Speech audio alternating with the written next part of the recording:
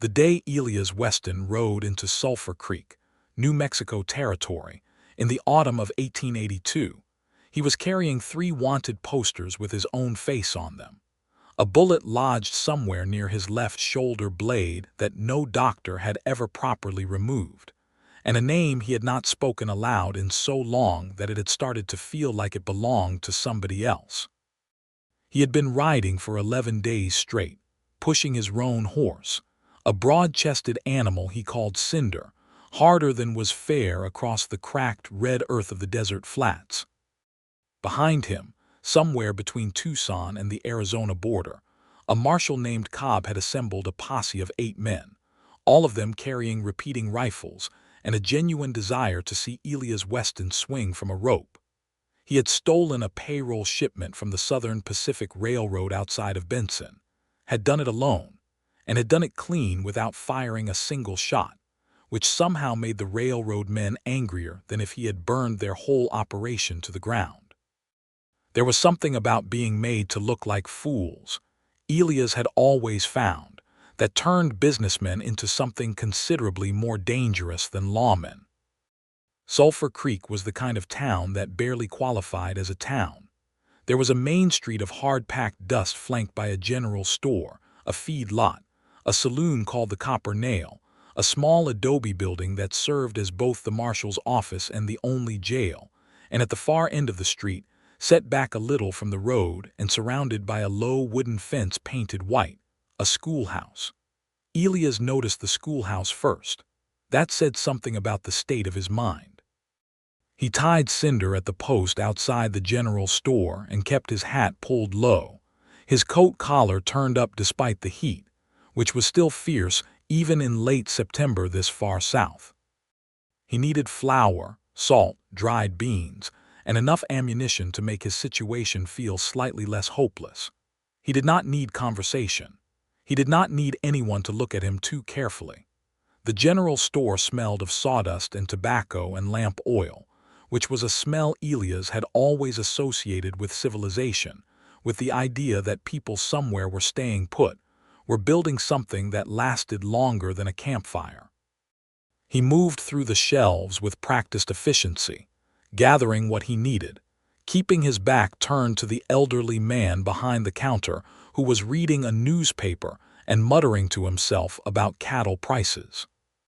It was while Elias was loading his supplies into his saddlebag that he heard it, a voice, clear and carrying, coming from the direction of the schoolhouse down the road. Not shouting, not singing, just speaking with that particular kind of calm authority that cuts through noise the way a church bell does, not loud exactly, but impossible to ignore. He glanced up from his work without meaning to. The door of the schoolhouse was open, and through it he could see a row of children seated at rough wooden desks, and at the front, standing with a piece of chalk in her hand and a look on her face like she was explaining the most important thing in the world to people who deserved to understand it, was a woman he had never seen before. She was perhaps 25 or 26, with dark hair pinned back from her face in a practical knot, though several pieces had come loose and curled at her temples in the heat. She wore a pale blue dress with a white collar, and she moved in front of her chalkboard with the kind of ease that comes from belonging somewhere completely. Even from the distance of the street, Elias could see that she was pointing at letters she had written on the board and asking the children something in response. He had no reason to stand there watching. He had every reason in the world to get back on his horse and put as many miles between himself and this town as the remaining daylight would allow. He tied the last of his supplies, checked that Cinder had had water, and then stood there anyway, watching the window of that schoolhouse like a man who had forgotten what he was running from. He did not go inside. He told himself that was because he was not a fool. He rode out of Sulphur Creek that evening and camped 2 miles south in a dry creek bed, where the cottonwood trees were just beginning to turn yellow. And he lay on his back in the dark looking up at a sky so crowded with stars, it seemed impossible that any of it was real.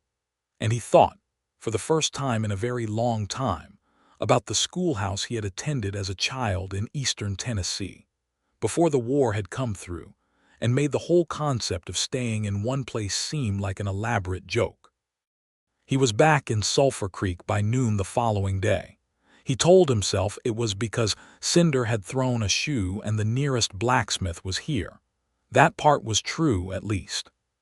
He left Cinder with the blacksmith, a large, quiet man named Ortega who worked with an economy of motion that Elias respected, and then walked to the other end of the street to wait for the work to be done. He ended up in front of the schoolhouse.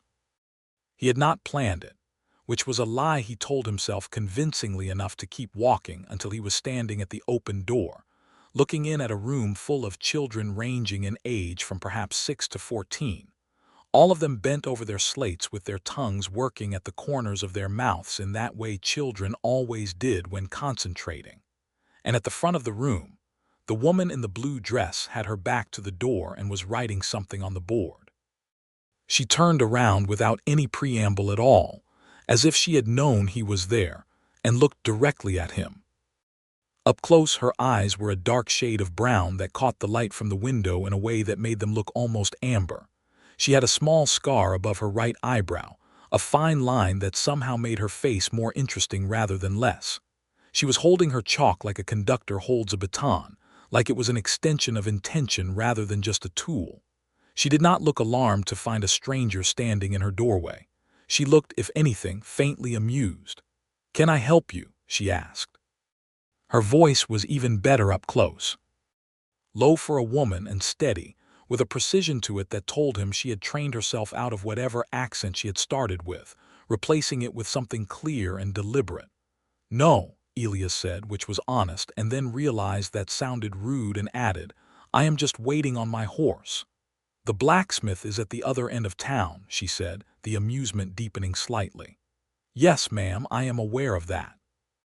Behind her, several of the children had turned to look at him with the frank curiosity that only children and very old people possess without embarrassment. "Well," she said, "if you are going to stand in the doorway, you might as well come in. We are working on spelling, and I suspect everyone here could use a reminder that learning never quite stops, regardless of age." Elias Weston had evaded Pinkerton agents. He had outrun passes across 3 territories. He had once talked his way out of a noose in Laredo with nothing but a well-timed story and a borrowed pocket watch. He had no adequate defense against the precise, warm authority of a schoolteacher who had just invited him to sit down and learn. He came inside.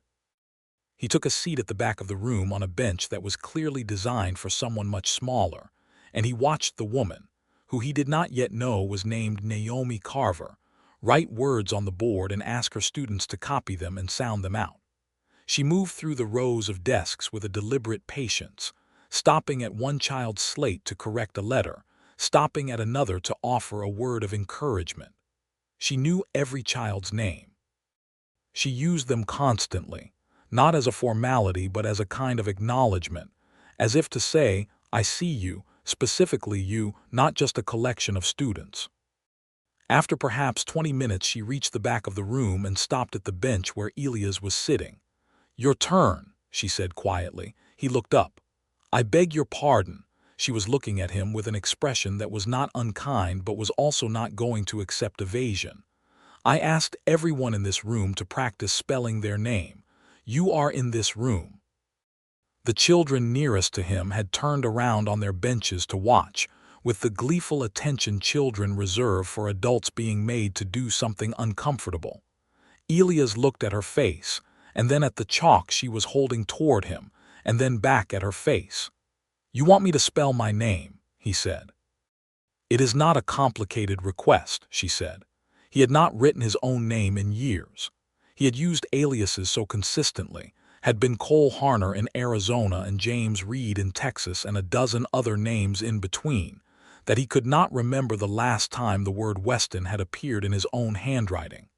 There was something about the simplicity of the request, the absolute ordinariness of it, that hit him somewhere he had not been expecting. He took the chalk.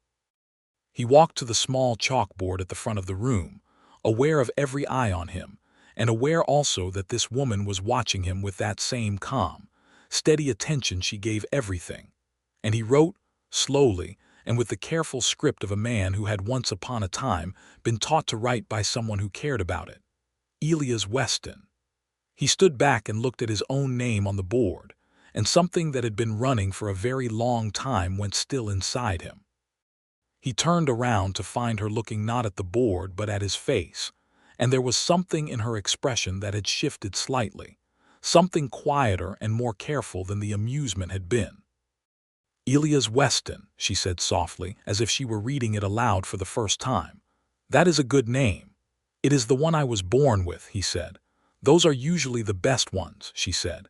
He handed her back the chalk and walked to the back of the room and sat down again, and he stayed for the rest of the lesson.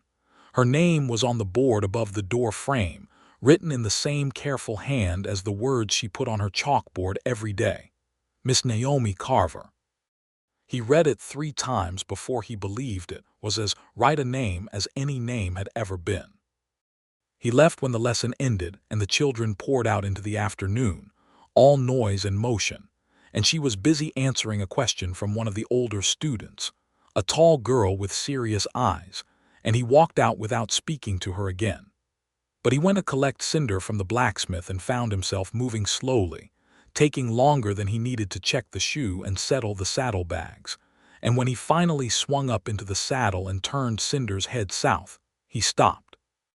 He sat there for a long moment in the middle of the main street of Sulphur Creek, with the afternoon sun throwing long shadows and the smell of wood smoke beginning to come from the direction of the saloon's kitchen, and he thought about what it would mean to keep moving.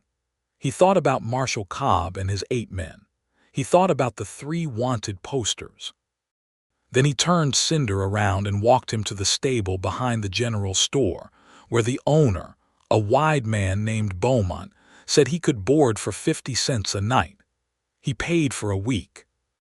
He found a room at the back of the general store that Beaumont also rented to travelers, a small square space with a cot, a washstand, and a single window that looked out over the feed lot. It was the plainest room he had ever slept in, and he fell asleep in it that night faster than he had in years. He told himself he was only waiting for the wanted posters to cool. He told himself that Sulphur Creek was far enough from the main trails that Cobb's posse would not think to look here. He told himself a great many things, none of which had anything at all to do with a schoolteacher with dark hair and amber eyes who asked inconvenient questions. He began to spend time in the town in the way that a man who is trying not to be noticed learns to do, quietly and at the edges of things, present but not pressing.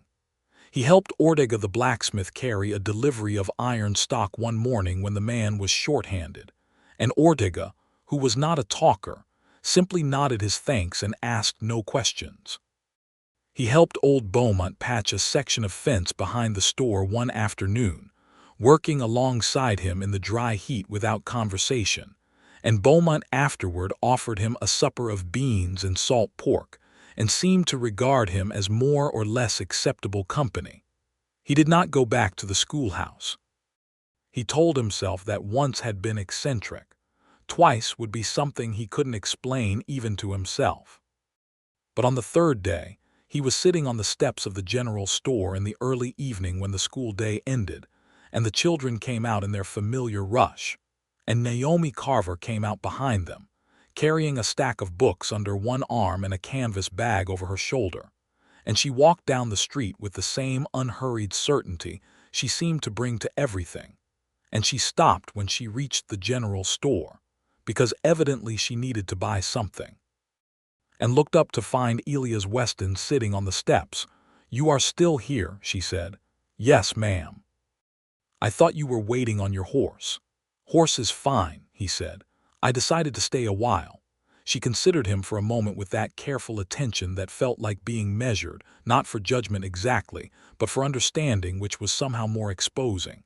Then she said, "Are you hungry? I make supper every evening and I always make too much. It is a failing of mine. I learned to cook for my father and 3 brothers and I have never managed to properly scale down." He should have said no. Every instinct he had developed over 7 years of living outside the law said that sitting down to supper with a schoolteacher in a town where he had no legitimate business was the kind of sentimental foolishness that got men caught. "Yes," he said, "I am hungry." She lived in a small adobe house 2 streets behind the school, a 4-room place with a kitchen garden out back that she tended with the same methodical care she brought to her classroom. The kitchen was warm and smelled of chili peppers and cornbread, and something faintly floral that he eventually identified as a bunch of dried lavender hanging from one of the ceiling beams. She moved around it with efficient grace, setting a pot on the iron stove, slicing bread, pulling plates from a shelf without looking at what she was doing because she knew exactly where everything was. He sat at her kitchen table, which was the most domestic thing he had done in nearly a decade, and watched her work. "You are not from here," she said, not as a question. "No," he agreed. "Tennessee originally, a long time ago." "What brought you west?" He considered the available answers. "The same thing that brings most people west," he said. "The feeling that somewhere ahead of you is better than where you are." She glanced at him over her shoulder. "And is it?" "Sometimes," he said. "Less often than advertised." She made a sound that was almost a laugh. She set a bowl of stew in front of him, thick with beans and dried beef and vegetables from her garden, and sat across from him with her own bowl, and for a while they ate without speaking, which was comfortable in a way that silences with strangers almost never are. "What do you do, Mr. Weston?" she asked. The question landed with the quiet weight of a stone dropped into still water. He watched the ripples in his mind, all the practiced lies, all the easy deflections, and found he was tired of all of them, specifically sitting across from her. "I have not done much worth talking about," he said carefully. "I was a ranch hand for a time, did some work for freight companies, some work that I am not proud of." He paused. "I am trying to figure out what comes next." She watched him steadily. "That is an honest answer," she said. "I thought it might be a change." She smiled at that, and it was the first time he had seen her smile fully, without the professional reserve she carried in the classroom, and it rearranged something in his chest. "I came out here from Virginia," she told him, 5 years ago. The school district was advertising for teachers willing to go west, and I thought, well, I have read every book in my father's library twice, and I am still living in the same county where I was born, which seemed like a failure of imagination. 5 years in Sulphur Creek," he said. "Is that enough imagination?" "It has surprised me consistently," she said, "and there was something warm in that, some genuine affection for the place and its people that he found unexpectedly moving, the ability to find wonder in dusty, hard-edged things." He helped her clear the plates, which she seemed to find slightly alarming, as if men did not typically offer, and then he said good evening and walked back to his room at Beaumont's store, and he lay on the cot in the dark and thought that Naomi Carver was the most awake person he had ever met. He went back for supper the next evening, and she had made enough for 2 again, which suggested she had expected him. They talked until the lamp oil was running low about books, because she had opinions about books that she expressed with a directness that he found exhilarating. She had recently been reading about the history of the Roman Republic, and had thoughts about it that she did not soften for polite company, and about the territory, its beauty and its brutality, and the complicated, layered fact of its people. She talked about her students with a love so specific, and detailed that he could see each child as she described them. She talked about her father, who was a schoolteacher himself in a small town in Virginia, who had raised 4 children alone after their mother died of fever, who had taught Naomi Latin and mathematics and the names of every constellation before she was 12, and who she clearly missed with a quiet, abiding ache that she did not make a production of. He talked more than he had intended to. He told her about Tennessee before the war, about his mother's kitchen, and the way the mountains looked from the field behind his childhood house, about the feeling of those mountains and how nothing west of the Mississippi had ever quite matched them, though he had been looking for something that did. He did not tell her why he had left or what had come after, but he told her more of the true things than he had told anyone in years. "You are very careful about what you say," she observed one evening, perhaps a week into these suppers. "Am I?" he said, not quite a question. "You tell me things," she said, "but they are the things you have decided it is safe to tell. I can see you making the decisions." She was not accusing him of anything. She was just seeing him clearly, which was its own kind of unsettling. "I do not mind," she added. "People take time. I am patient." "I have noticed that about you," he said. "It is more or less required in my profession," she said, and then, looking at him carefully, "but with you it is not professional patience. I want to be clear about that." The words sat between them in the lamplight, honest and still, and he felt the weight of them fully. "Naomi," he said, which was the first time he had used her given name, and she went slightly still at the sound of it, just for a moment. "There are things about my situation that make me a poor prospect for anything you might be suggesting." "I have not suggested anything," she said, though her eyes said otherwise. "I am simply telling you that I am not asking you to be careful with me." He looked at her for a long time. Then he said, "I should tell you something." "Yes," she agreed, "you should." He told her. Not everything, not all of it at once, but the necessary shape of it. He told her about the railroad payroll, about the years before that, about the men he had ridden with, and the choices he had made, and the accumulated weight of all of it. He told her about Marshall Cobb and the wanted posters, about the fact that he had been running for so long that stopping in Sulphur Creek felt surreal, like something he was watching happen to someone else. She listened without interrupting, without changing her expression, without the fear or the excitement or the moral outrage he had expected and in a way prepared himself for. When he was done, she was quiet for a long time, and he sat with the silence and let it say whatever it needed to. "Why did you stop here?" she asked finally. "Of all the towns you could have passed through."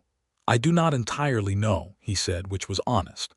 "I think you do," she said. He met her eyes. "I saw you through the schoolhouse window. Teaching.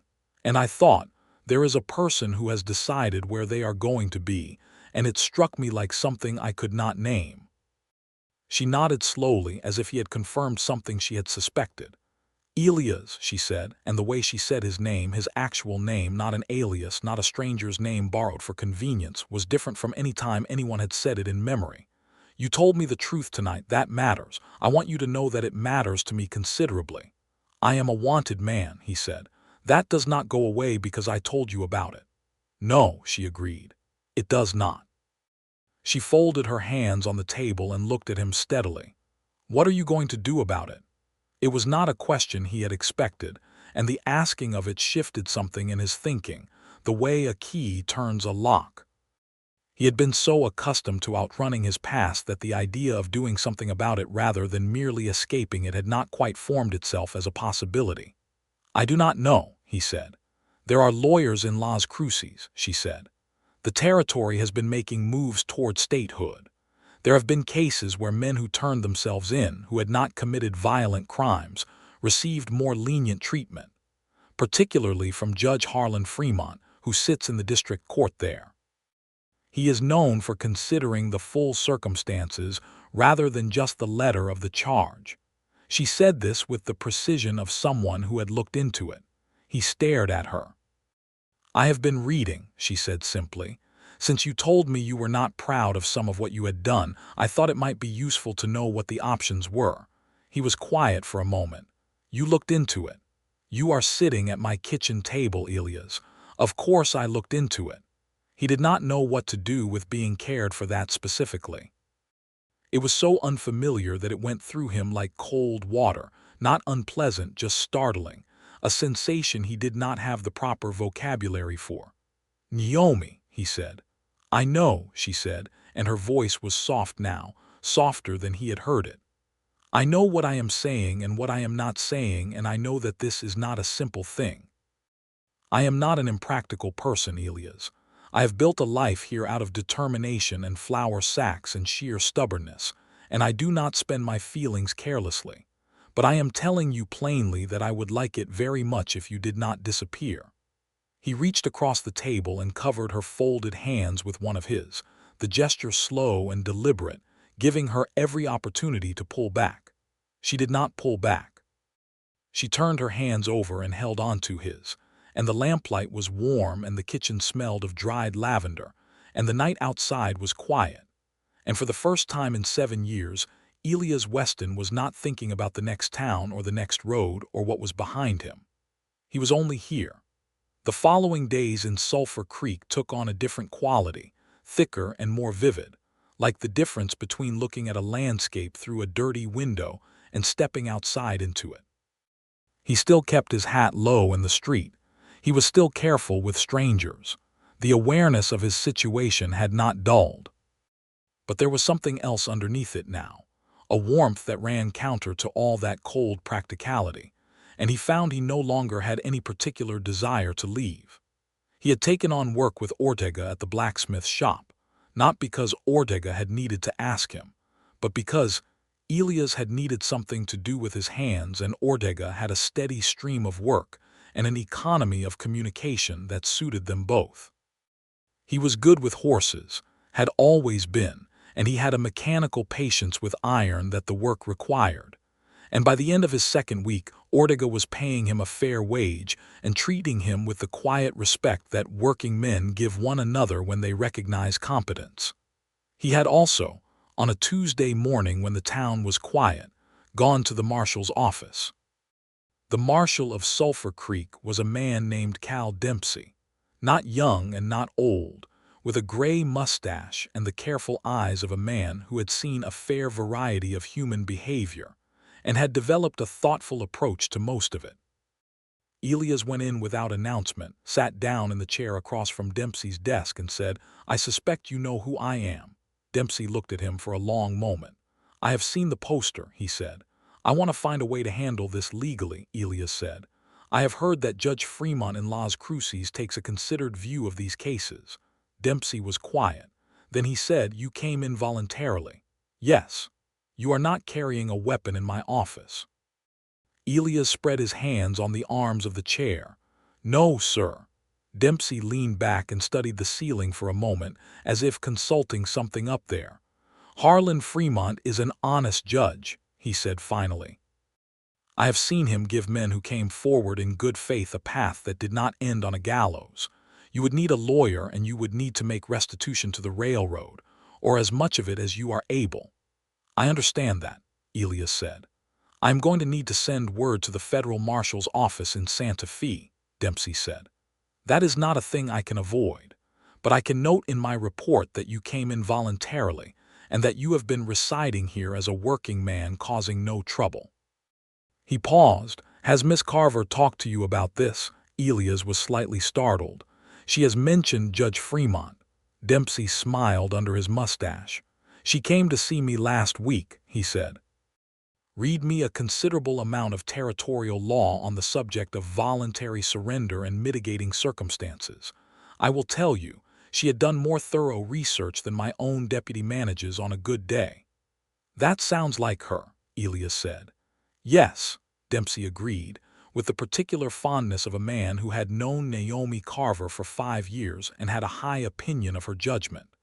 "It does." He walked out of the marshal's office into the morning sunlight feeling something strange, not relief exactly, more like the first breath after holding air in for too long. The process would not be quick, and it would not be painless, and there was no guarantee of any particular outcome. But he had started it. He had put his name, his real name, to the beginning of something, and the act of it felt like laying down a very heavy pack. He went to the schoolhouse. She was between lessons, sitting at her desk eating an apple and marking papers, and she looked up when she heard his boots on the step and something complicated and warm moved through her expression. "You went to see Cal Dempsey," she said, not a question. "How do you know everything before I tell you?" He said, pulling his hat off and turning it in his hands. "I know almost nothing," she said, "and I make educated inferences.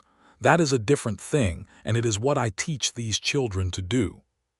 She set down her pen. "How do you feel?" He considered it honestly.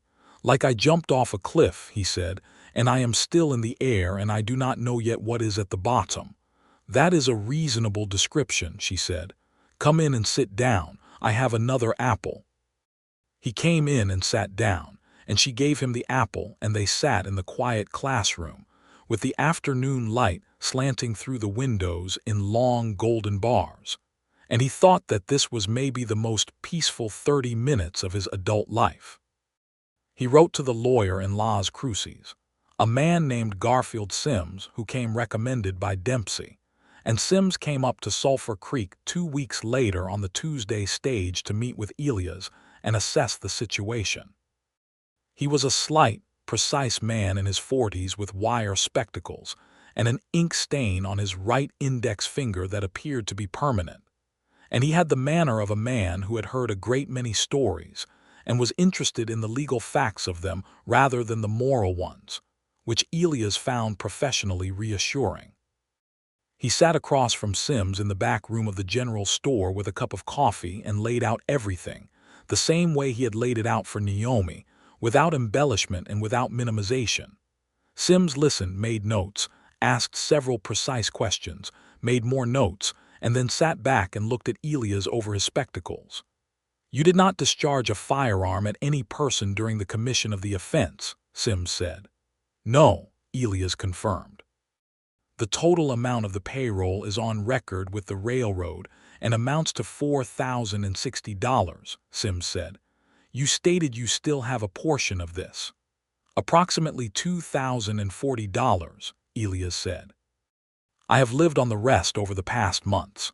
The Southern Pacific will want full restitution as a condition of any settlement," Sims said, "which means you would need to make up the difference." "I understand that. It will take time," Sims said, "and there is no absolute guarantee of what Judge Fremont will do, though I will tell you that his record in these cases is favorable to men who come forward willingly and make restitution. I have handled 3 such cases in the past 2 years and received reasonable sentences in 2 of them."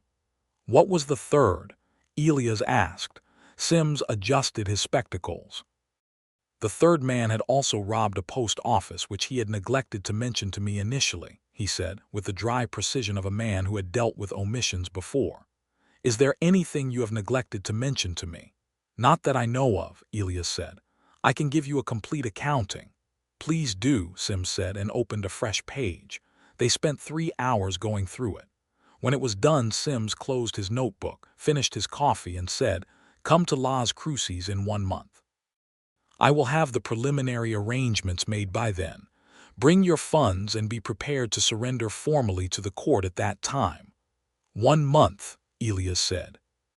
Sims put his notebook in his coat pocket. "Mr. Weston," he said, "I have seen men in your position make a great many choices when they reach the crossroads you are at. Most of them chose to keep running." He paused. "I am curious what changed." Elias was quiet for a moment. "Someone asked me to spell my name," he said. Sims looked at him for a moment, then nodded once, as if this made complete sense to him, and went to catch his stage back south. The month that followed was the strangest and fullest month of Elias Weston's life since Tennessee. He worked every day at the blacksmith shop, arriving early and staying late, the physical work a kind of meditation that kept his hands busy while his mind adjusted to the reality of what was coming. He paid Beaumont his room rent on time. He ate supper with Naomi 4 evenings a week, and on the 5th evening he sat with her in the small parlor of her house while she read aloud from whatever book she had currently in progress, because she had told him once that she found reading aloud helped her understand a thing more fully, and he found he could listen to her voice indefinitely without any desire for it to stop. He told her about the meeting with Sims, all of it, including the part about restitution and the uncertainty of outcome. She listened without interrupting, her hand still on the book in her lap, her eyes on his face. 1 month, she said. "Yes. And after that, however long the legal process takes." "However long," he confirmed. "Sims thinks several months at minimum before any resolution." She was quiet, looking at her hands. Then she looked up at him. "Are you frightened?" she asked. He had not expected her to ask that. He thought about it with the honesty she seemed to always invite from him. "Yes," he said, "a fair amount." "Good," she said, and he blinked at her. "Not good that you are frightened. Good that you can say so. It means you are paying attention to what is real." She set the book down on the table beside her chair and looked at him with the full weight of that amber gaze. "Elias, I want to tell you something, and I would like you to just let me say it without feeling obliged to respond immediately." "All right," he said carefully. "I have been reasonably content here for 5 years," she said. "I have my work which I love and my students whom I love and my garden and my books and the considerable satisfaction of having built something in a difficult place. I have been content." She paused. "I have not been happy the way I am when you are in this room. That is a different thing from content, and I did not fully remember the difference until recently." She looked at him steadily. "I am not asking you for anything. I know the situation is what it is and that there are things ahead that are uncertain. But I want you to know, going into Las Cruces, that I am here, that I will be here, whatever the outcome."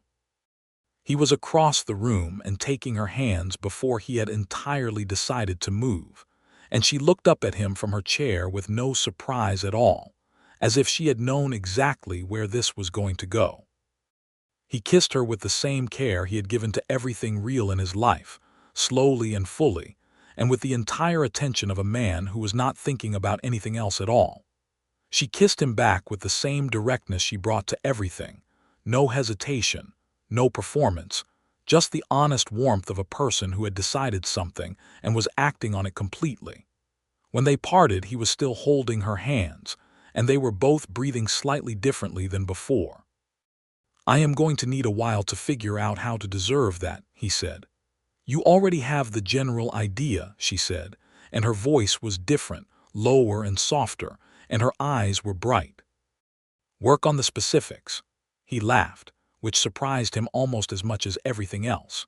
She laughed too, the real laugh of a person being genuinely delighted, and the sound of it in that small, warm parlor was the best thing he had heard in longer than he could clearly remember.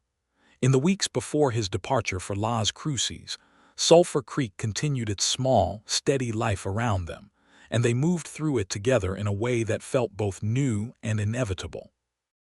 On Sundays, when she did not have school preparations and he did not have work with Ortega, they rode out into the desert together, Naomi on a solid gray mare named Patience that she had owned for 3 years and handled with complete competence, and Elias on Cinder, and they rode through the scrubland and the red rock formation south of town, talking or not talking according to the mood of things, and the landscape, which Elias had previously seen only as territory to cross, began to take on a specific beauty in her company.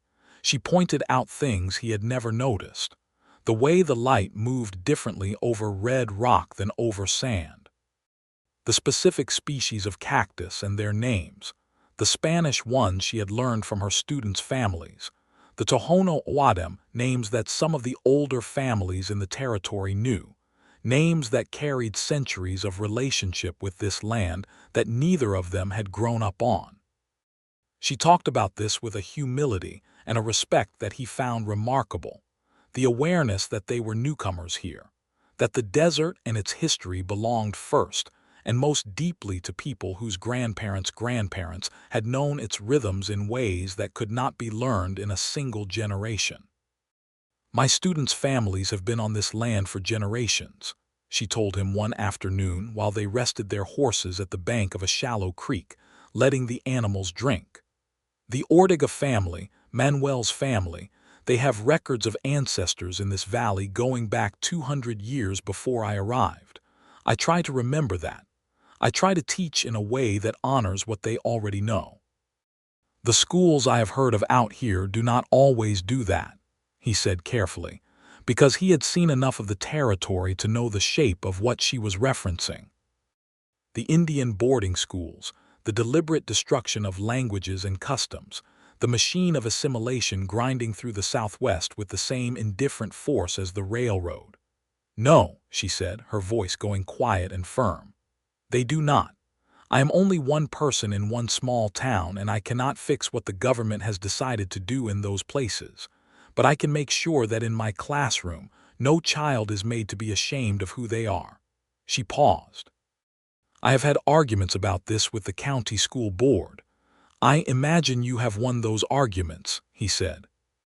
"I have won enough of them," she said, and there was a satisfaction in her voice that was both fierce and tired, the satisfaction of a person who fights the same fight repeatedly because the cause of it is worth it.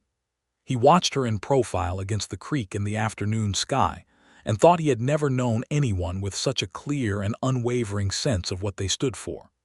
It was different from his own stubbornness, which had always been reactive, a constant negotiation with the thing pursuing him. Hers was rooted. It did not move because nothing was chasing it. It was simply there, solid as the red rock of the country around them. "What are you thinking?" she asked, turning to find him watching her. "That you are extraordinary," he said, simply and without decoration. She looked at him for a moment with the expression she had when she was deciding whether something was sincere. Then she seemed to decide it was, and something in her face softened.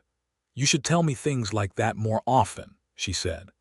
"I have been told I am capable and sensible and practical, and all of those things are true, but they are somewhat less enjoyable to hear." "You are all of those things and also extraordinary," he said. "I do not see why they should be mutually exclusive."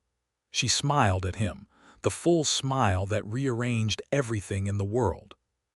"Elias Weston," she said, "you have considerably more poetry in you than you let on." "Do not spread that around," he said, and she laughed, and the creek ran its shallow course over pale stones, and the afternoon was warm and still, and they were both so thoroughly present in it that the future, with all its uncertainty, could wait a little longer. 3 days before he was due to leave for Las Cruces, Marshal Cobb arrived in Sulphur Creek. Elias was at the blacksmith shop when he heard horses on the main street and looked out to see Cobb, a lean man with a sheriff's star and cold blue eyes, riding in at the head of 4 men. Elias recognized him from a distance, from the particular set of his shoulders and the way he scanned a street the way a hawk scans a field. He set down the hammer he was holding with a care that was more habit than decision, and Ortega, who was working at the other end of the shop, looked up and then looked at the street and then looked at Elias. "Is that trouble?" Ortega said. "It might be," Elias said. "It is the federal marshal from Arizona." Ortega was quiet for a moment. Then he said, "Go in through the back. I will not tell him I saw you." "No," Elias said. "Thank you, but no." He took off his work apron, straightened his coat, and walked out the front of the shop into the street. Cobb saw him immediately, and the recognition was instant and mutual, the way it always is between men who have spent time thinking about each other at considerable distance. "Weston," Cobb said, his horse stopping. "Marshal Cobb," Elias said. He kept his hands clearly visible at his sides, away from the gun on his hip. "I have been expecting someone to come. I would have preferred it to be after I reached Las Cruces, but here we are." Cobb's eyes moved over him with a professional assessment. "You are not running," he said. "No," Elias said, "I am not." Cobb dismounted and came to stand in front of him, a careful distance, his hand near but not on his gun. "I have a warrant for your arrest," he said. "I know," Elias said. "I have a lawyer in Las Cruces and an arrangement with Judge Fremont's court.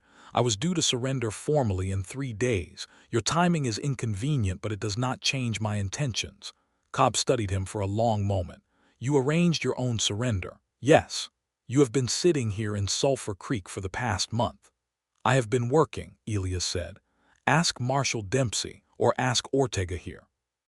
Or Beaumont at the general store.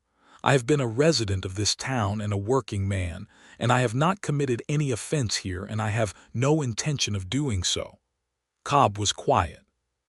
He had the look of a man who had ridden a long distance expecting a chase and found instead a man standing in a street with his hands out.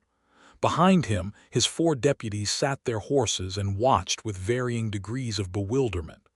"I am going to have to take you in, Weston," Cobb said finally. "That is the law." "I understand that," Elias said. "I am not resisting." What happened next was not a confrontation. It was a negotiation, conducted on the main street of Sulphur Creek with Marshal Dempsey present, who came out of his office at the sound of horses and took in the situation with his customary calm. Dempsey confirmed everything Elias had told Cobb, the voluntary presentation, the lawyer, the court arrangement, and Sims was sent a wire that afternoon confirming the situation. And by early evening, Cobb had agreed that Elias would travel to Las Cruces under his escort rather than in chains, given the circumstances. It was Dempsey's doing as much as anything. He advocated for Elias with a straightforward plainness that cost him nothing and meant everything, and Elias was grateful in a way that went beyond words.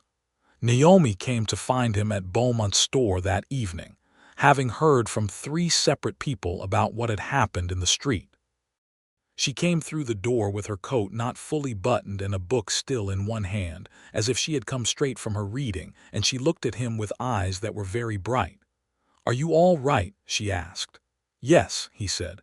"Cobb is not going to put you in irons." "No, we leave tomorrow morning.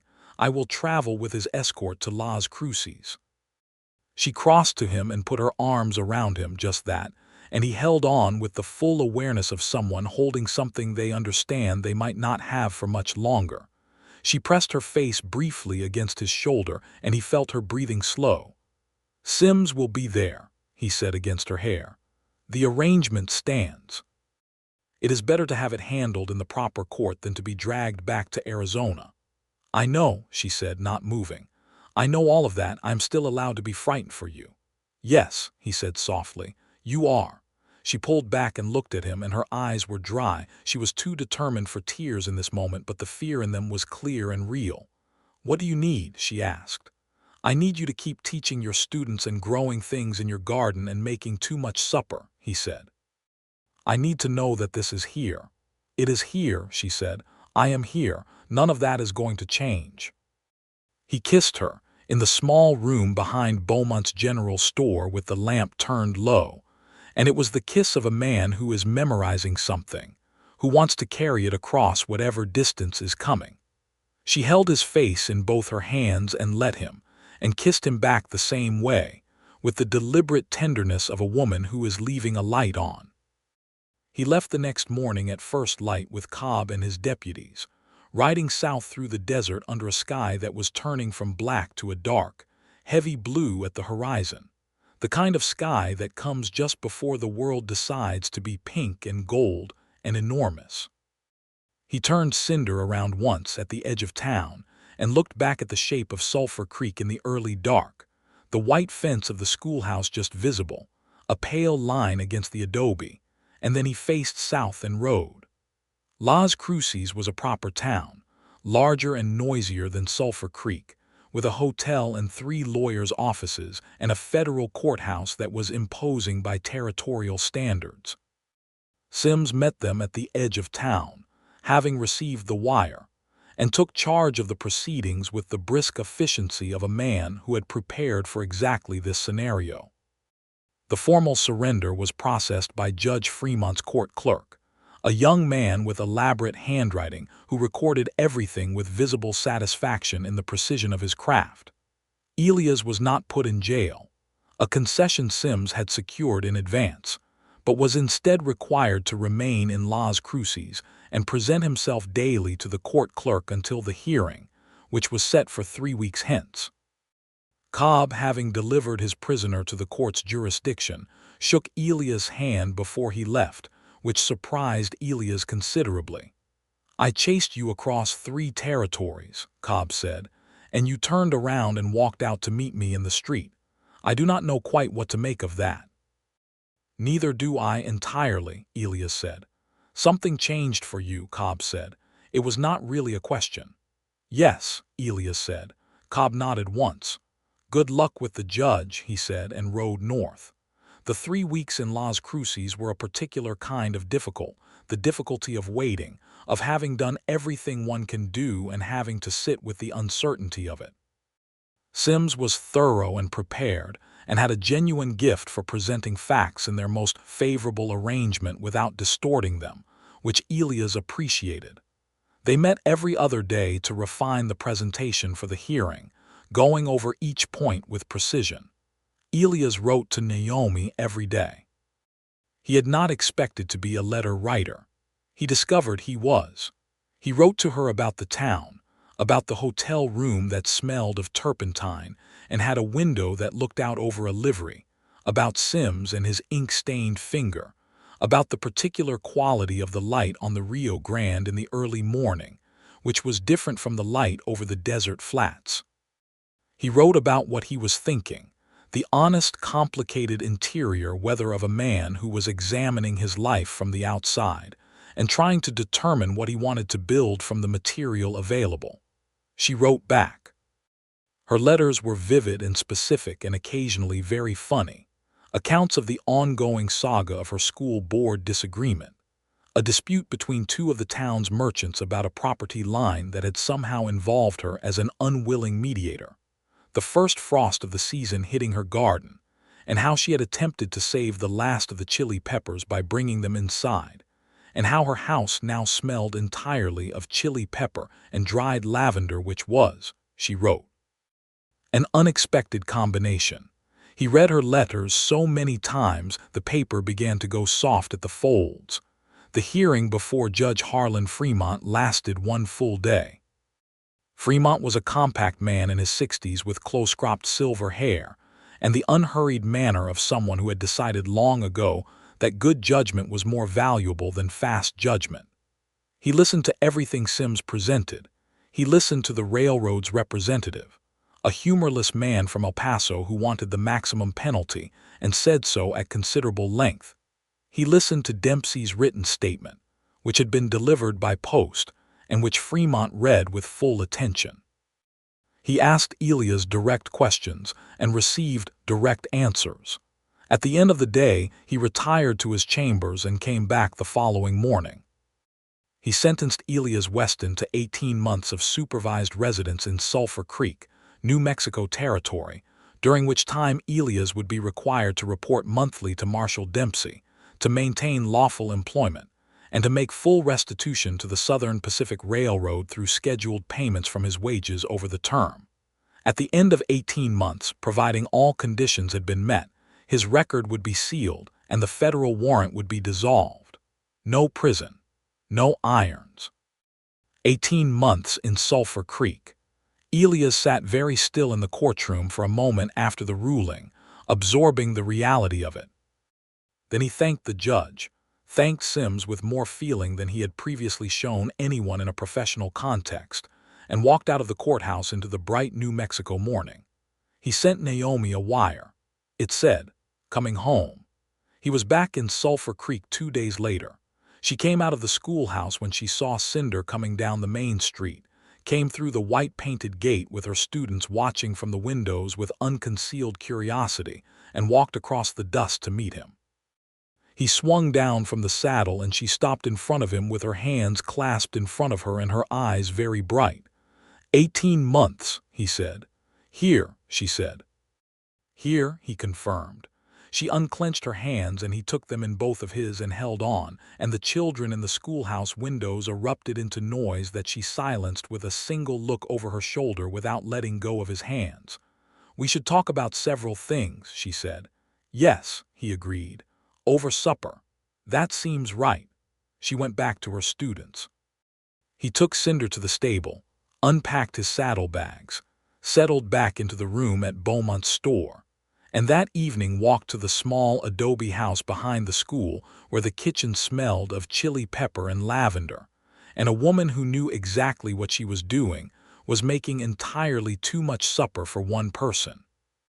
Over supper, they talked about several things, about the terms of the supervised residence and what they meant practically, about the monthly reports to Dempsey, which Dempsey seemed to regard as more of a formality than a burden, and said so when Elias stopped by his office the next morning.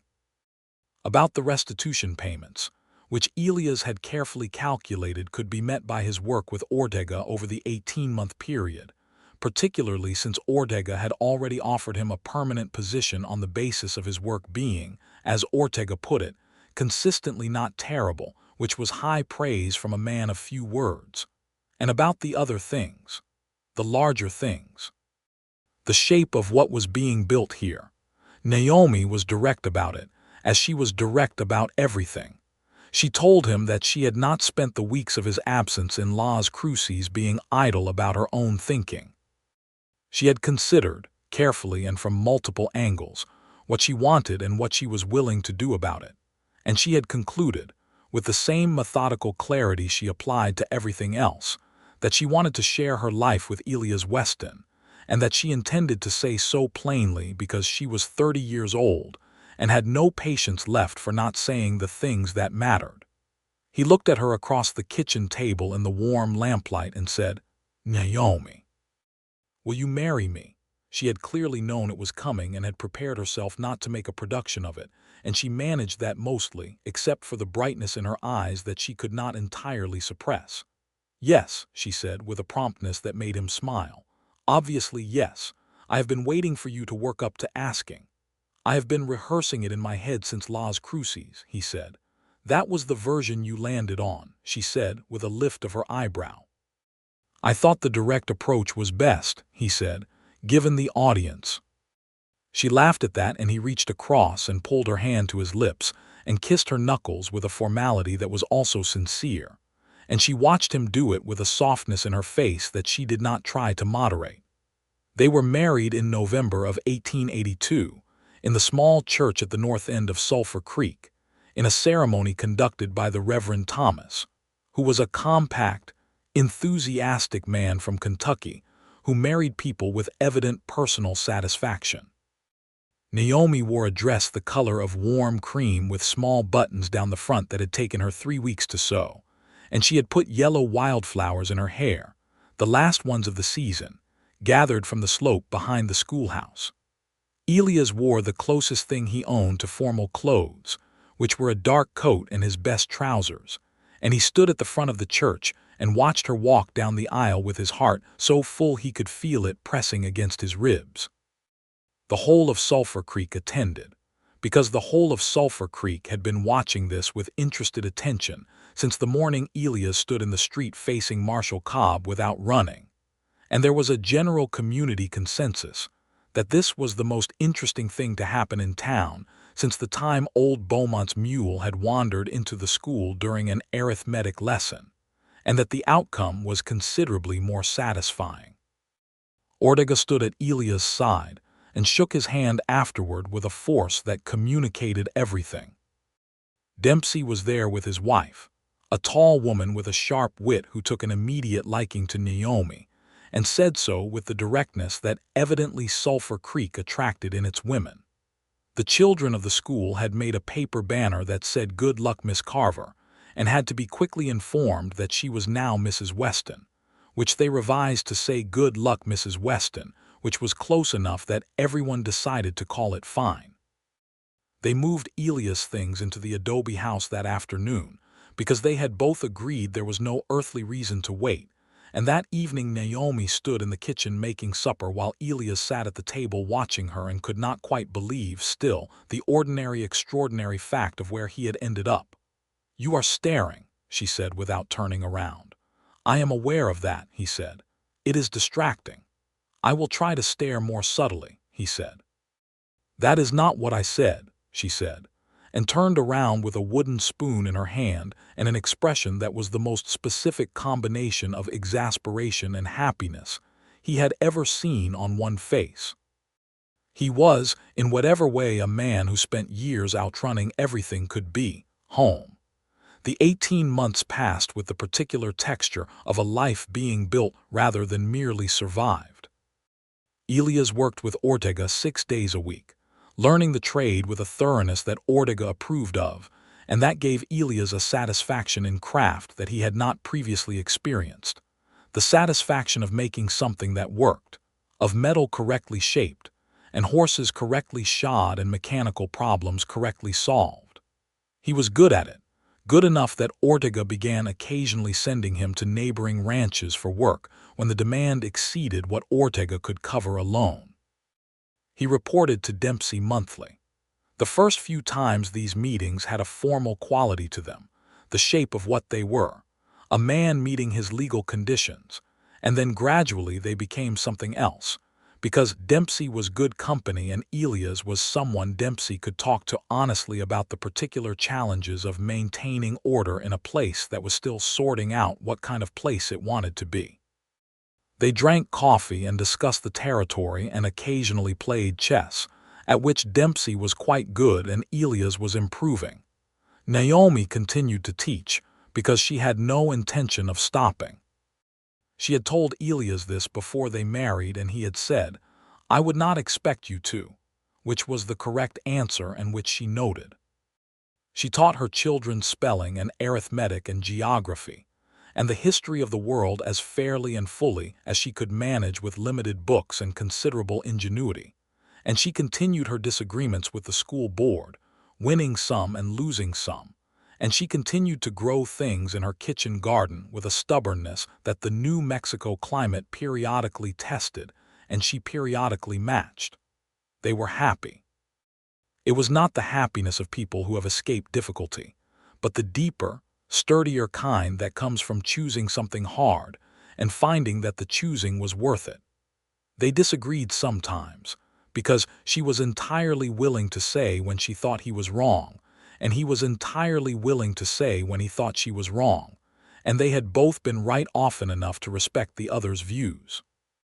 They talked late into the evenings about the things that mattered to them, about justice and about the land, and about what it meant to build a life with integrity in a place where the law had not always been an instrument of integrity. They laughed. They were each other's best company, and both of them knew it.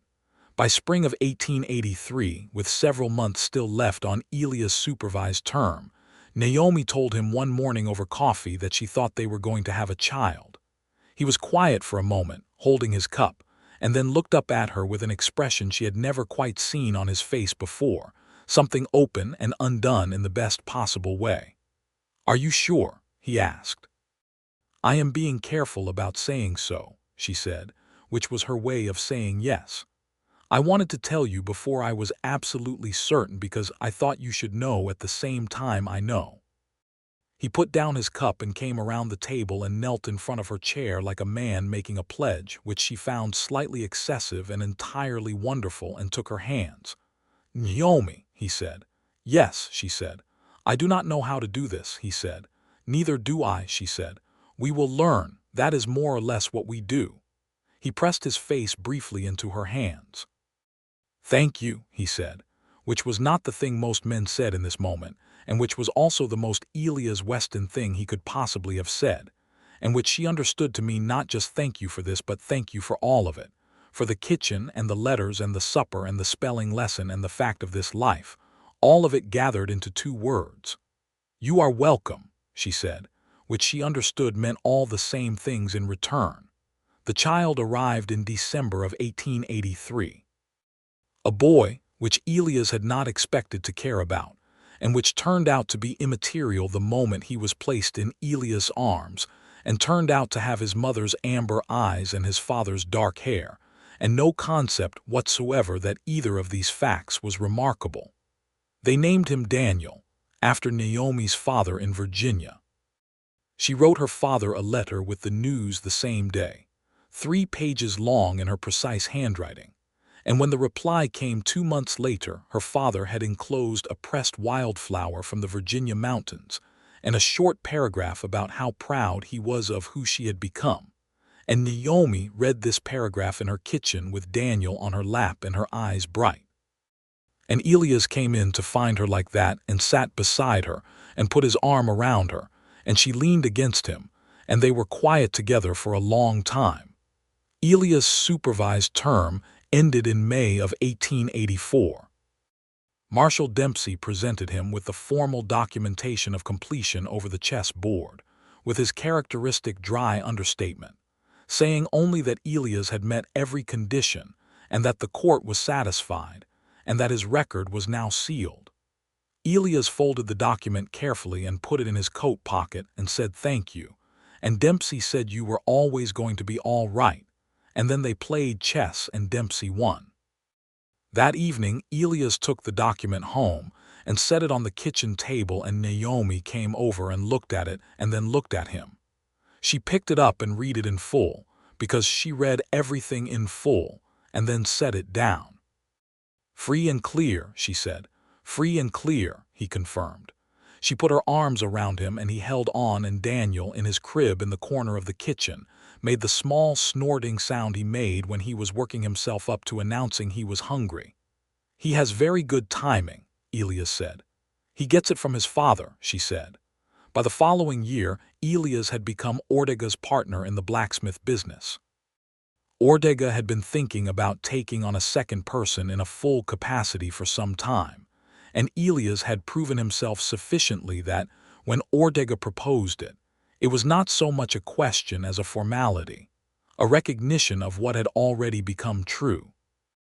They renamed the shop Ortega and Weston, which Elias thought was more than he deserved, and which Ortega simply regarded as accurate. The work was good, and the reputation of the shop expanded, ranches coming from further away, because the quality of the work had gotten around in the way that quality does in a sparse country where good work is rare enough to be notable. Elias made enough to pay for a second bedroom added to the back of the adobe house, which they had needed increasingly since Daniel had begun to make his preferences about sleeping arrangements known at significant volume. Naomi's school grew too, in the way that a school run by someone who genuinely loves both teaching and the people being taught tends to grow. 2 additional students had been added to her rolls from a family that had moved to the valley from further south, Mexican-American ranchers named the Vasquez family, who brought 2 children of school age, and who Naomi welcomed with a thoroughness that included learning several new words in Spanish, so that the children's transition would be gentler. She wrote to the county about expanding the schoolhouse and received a grant in 1885, and by that autumn there were 32 children in her classroom, and she had persuaded the county to fund an additional part-time teacher, a young woman named Ruth Halsey, who had recently arrived from Missouri, and who Naomi took under her wing with the same practical generosity she gave to everything. In the winter of 1885, Naomi told Elias they were expecting again. Their second child arrived in the summer of 1886, a girl this time, with her father's dark hair and a disposition of fierce, immediate opinion that announced itself the moment she was born. They named her Clara, after a gray tan of Elias in Tennessee, whom he had described once in a letter to Naomi as the most stubborn and magnificent woman in the county, which seemed appropriate. Daniel, who was 2.5 and had been prepared for this development with what Naomi considered adequate briefing, and what turned out to be inadequate briefing, regarded Clara for the first several weeks with the polite wariness of someone who was not sure they had agreed to this arrangement. He came around, eventually, particularly once Clara began to regard him as the most interesting thing in any given room, and expressed this by following him everywhere she could manage, which Naomi correctly identified as the highest possible compliment in the language of small children. The spring of 1887 brought Naomi a letter from her father in Virginia. He was not well. He was not in immediate danger, he wrote, but his health had been declining, and he was writing to tell her because he thought she should know, and because he very much wanted to meet his grandchildren. Naomi read the letter at the kitchen table while Elias was washing up from work, and he came in to find her sitting very still with the letter in her hands and knew from the quality of the stillness what the letter contained before she said anything. "I need to go," she said, "to Virginia with the children." "Yes," he said immediately, because there was no other answer. She looked up at him. "I do not know how long I would need to be there." "As long as you need," he said. "Ortega can manage through the summer without me. I will come with you." She looked at him carefully, the way she did when she was deciding whether to accept help. "The shop," she said. "Manuel's son, Tomas, he has been working with us the past year. He is capable. Ortega will not be short-handed." He sat down across from her. "Naomi, your father." She was quiet for a moment, then, "I have not been back to Virginia since I left." "I know," he said. "It will be strange," she said, "coming back with a husband and 2 children and a life in the desert." "You built a good life in the desert," he said. "I think your father is going to want to see it." She smiled at that, something breaking open a little in it. "He is going to like you," she said. "He liked anyone who was honest with him." "I will do my best," Elias said. "You always do," she said. They left for Virginia in April of 1887, making the journey by stage to El Paso, and then by rail east, which was its own particular experience. Daniel was 4 and found the train incomprehensible in the best possible way, pressing his face to the window for hours at a stretch, naming everything he could see. Clara was not quite 1 and sat on Naomi's lap with the regal self-containment of someone very small who is accustomed to being held and considers it their due. Elias watched his family on the train as the country changed outside the windows from red desert to green hills to the deep, layered green of the eastern forests, and felt something that he did not immediately have a name for, a fullness so complete it was almost disorienting, as if the person he had been 7 years ago would not have recognized the man sitting in this train car. He had thought about Tennessee as they moved east, had wondered if the pull of the mountains would be too sharp. When they crossed into Virginia and the Appalachian ridges rose on the horizon, blue and ancient, he understood what he had been looking for in the West all those years, the feeling of being held by the landscape, of the land having scale that put human things in perspective without diminishing them. He had found it in the desert differently, in red rock and wide sky. Here it was in mountains and mist, and the smell of leaf mold and running water, old and green and everything he had grown up inside. He thought, for the first time without the weight of loss, I would like to take Daniel fishing in a river like that one. Naomi's father, Albert Carver, was a slight man with white hair and Naomi's same dark eyes and an expression of precise attention that was so clearly where she had gotten it that Elias had to stop himself from saying so immediately. He was thinner than the man Naomi remembered and moved carefully, but his mind was unchanged, quick and wide-ranging, and when he opened the door of his small house in the town of Cedar Falls and saw Naomi standing on his porch with a baby on her hip and a small boy holding her hand and a tall man standing a step behind her, he was quiet for a moment, and then he said, "You look like your mother," which was a thing he had been saving to tell her for a long time. And Naomi stepped forward and put her free arm around him and pressed her face to his shoulder, exactly the way Daniel did when he was overwhelmed. And Albert Carver held his daughter and looked over her head at Elias and gave him a look that said, "You had better deserve this." Elias held that gaze steadily, and Albert, after a moment, nodded once. They stayed 3 months. They were the best 3 months, in a different way from the desert months, slower and greener and full of mornings on Albert's porch listening to bird sounds that Naomi identified for Daniel one by one, and afternoons at the river where Elias did in fact take Daniel fishing, standing in the cold shallow water with the boy on his hip and a cane pole in his free hand, while Daniel watched the line with the absolute concentration of a child applying himself to something that matters. Albert Carver taught Elias to play the fiddle, or attempted to, with results that Naomi described as ambitious. In exchange, Elias told Albert about the desert and the mountains and the shop and the town and the life being built there, and Albert listened to all of it with the attention of a man who wants to understand where his daughter is living.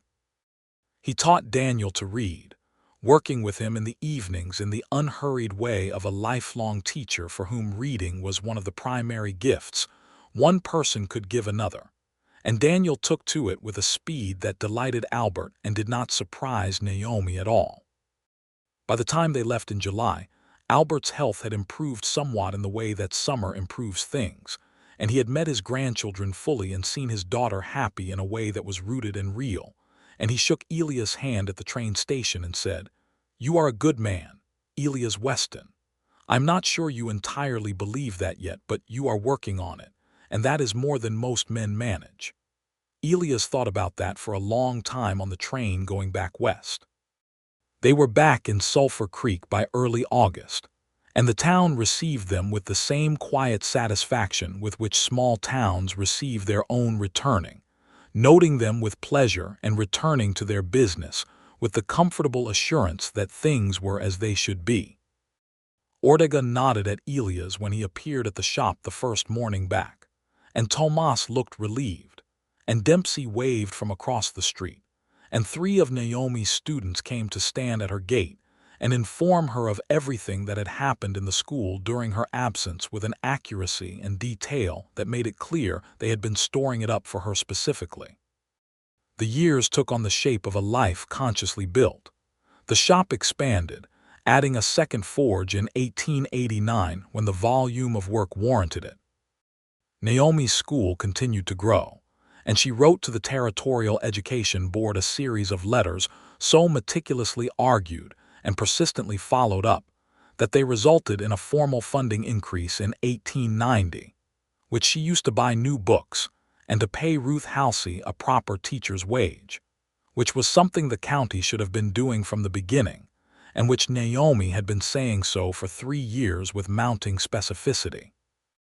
New Mexico Territory was moving toward statehood, the machinery of it grinding forward through the political process with the particular slowness of things that are too large to hurry. Elias and Naomi both had opinions about this and discussed them at length, about what it would mean for the territory's people, particularly the people who had been here longest and whose relationship to the land had been most violently complicated by the processes of American expansion. These were not simple conversations, and neither of them wanted them to be simple. Albert Carver came to visit in the autumn of 1890, having grown well enough to travel, and he arrived in Sulphur Creek on the Tuesday stage and stood on the main street and turned in a slow circle, looking at the landscape with the eyes of a man encountering a new world for the first time and finding it both strange and magnificent. He stayed 2 months and taught every child in Naomi's school to whistle a particular 4-note bird call that he said came from the whippoorwill, and that the children deployed for the rest of the school year, to Naomi's alternate pride and exasperation. He sat on the porch of the adobe house in the evenings with Elias and watched the sun go down over the desert, the sky performing its nightly transformation through orange and pink and purple and the particular shade of deep blue that comes just before the stars. And one evening he said, "She was unhappy in Virginia, you know, even before she left. She was too large for where she was." "She has never seemed large to me," Elias said. "She seems exactly the right size for where she is." Albert looked at him for a moment. "Yes," he said, "that is what I mean." Daniel turned 7 in December of 1890 and had a birthday marked by the entire school, because his mother taught the school, and because Naomi had taught him early that birthdays were a good occasion for generosity. So he distributed the cake rather than receiving it, with the benevolent authority of a child who had decided he was in charge of this particular kindness. Clara was for and fiercely of the opinion that the cake was primarily hers regardless of whose birthday it was, and was managed on this point by her grandmother, Albert having declared himself her co-conspirator and equal in the matter of cake. On a January morning in 1891, when the desert was cold and pale, and the sky had the particular crystalline quality it gets in winter, Elias Weston walked his children to school, which was a new arrangement now that Daniel was enrolled in his mother's class. A situation both of them had approached with care, and which seemed to be working primarily because Naomi treated Daniel with exactly the same fair attention she gave every student, and Daniel had the good sense to understand that this was the correct approach. He walked them down the main street with Daniel holding Clara's hand with the proprietary care of a big brother, who has accepted that this is now part of his function, and left them at the white-painted gate. He stood there for a moment in the cold morning, watching Daniel push the gate open and Clara march through it with her chin up as she always did, and then he turned and walked back down the street, past the general store and Ortega's shop, past the marshal's office where a lamp was already burning, past the Copper Nail Saloon which was dark and silent at this hour, past all the familiar shapes of the life he had built here. And he thought about who he had been when he had ridden into this street for the first time, carrying his own wanted posters and a bullet near his shoulder blade, and a name he had forgotten how to say. He thought about standing in the doorway of the schoolhouse and watching a woman with chalk in her hand ask children to spell their names. He thought about writing his own name on a schoolhouse chalkboard and feeling, for the first time in years, like the name was his. He went to the shop and lit the forge and began his day's work, the iron warming under his hands, the whole ordinary, irreplaceable fact of where he was settling into him like warmth. That evening, Naomi was at the kitchen table grading papers when he got home, Clara asleep in the back bedroom already, Daniel sitting beside his mother doing his own spelling practice with the serious face of a child engaged in important business. The lamp was warm, the kitchen smelled of the supper that was keeping in the pot on the stove, and the lavender was new this year. A fresh bunch Naomi had dried from the garden, its smell clean and soft over everything. Elias hung his coat on the peg by the door and washed his hands at the basin and came to the table and sat down, and Naomi looked up from her grading with the smile that was still, after all these years, the specific one that rearranged things. "How was the forge?" she asked. "Good," he said. "Tomas is getting very good. Ortega thinks so too." "He should," she said. "He is a hard worker. His mother says so." Daniel looked up from his practice slate. "Mama," he said, "how do you spell territory?"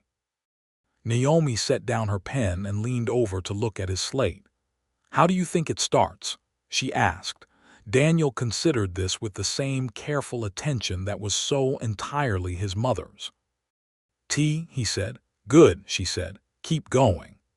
Elias watched his son working his way through the word, tongue at the corner of his mouth, and watched his wife watching their son with a patience and a love so specific and attentive it took the breath away, and he thought of Albert Carver's words.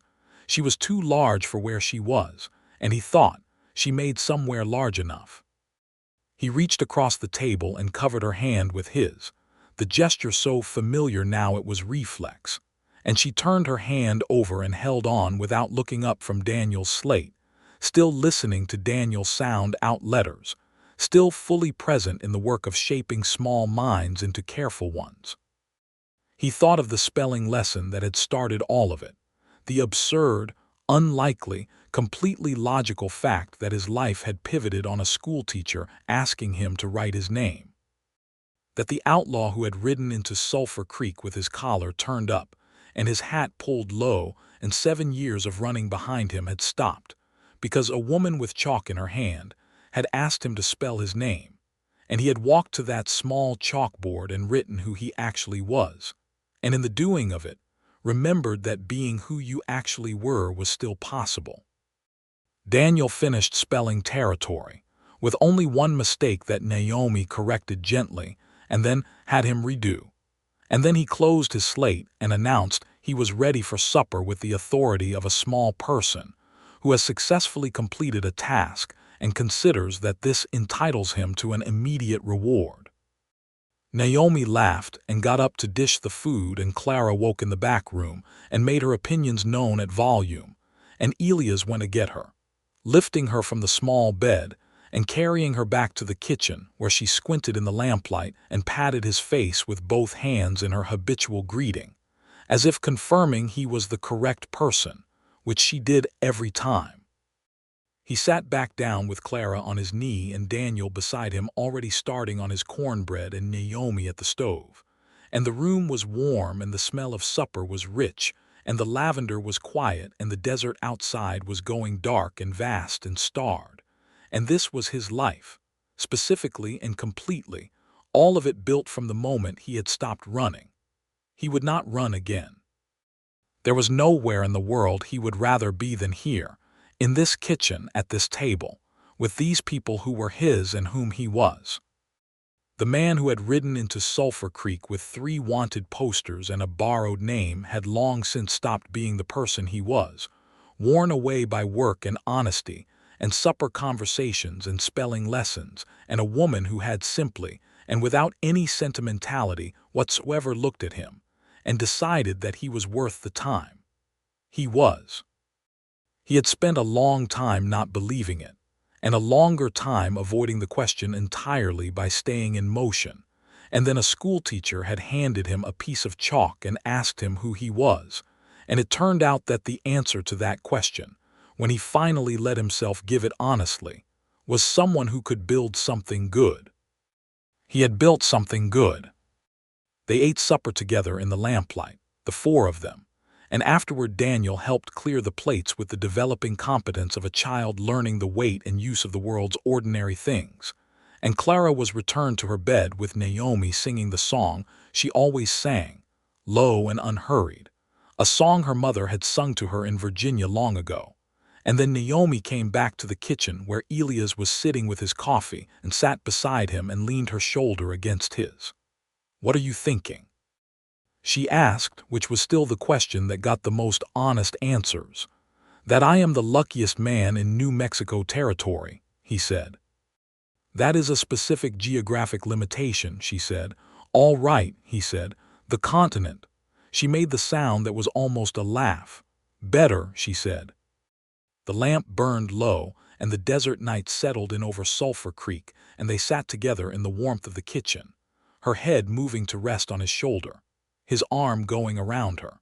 And outside the stars came out over the red rock country in their thousands, the same stars he had lain under in a dry creek bed years ago, not yet knowing what was ahead of him.